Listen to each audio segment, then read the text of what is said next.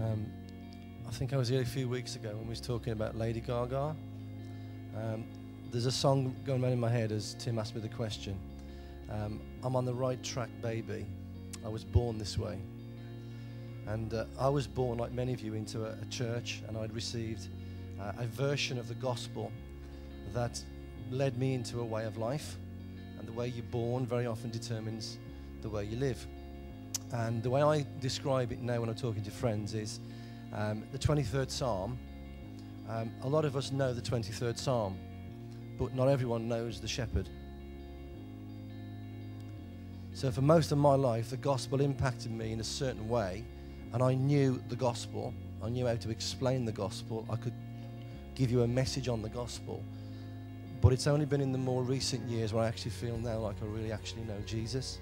And I agree with what Dave just said. For many years, I thought the gospel was a message about Jesus. Now I know the gospel is Jesus. And the shift it's exponential. We've been brought into a culture from all of you really, unless you're probably over 80. The philosophy in our nation, the way we learn, the way we think is propositional. So I receive facts, I believe them, so the type of Christian I am depends on what I believe. Whereas the gospel is a relational gospel.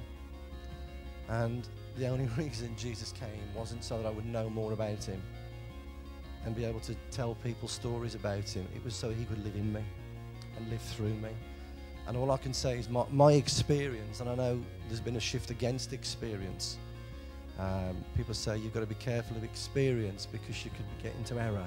Well, I'll say, if you ain't got an experience, you're already in error. Because without him living, breathing, moving, and burning inside of you, what is going on?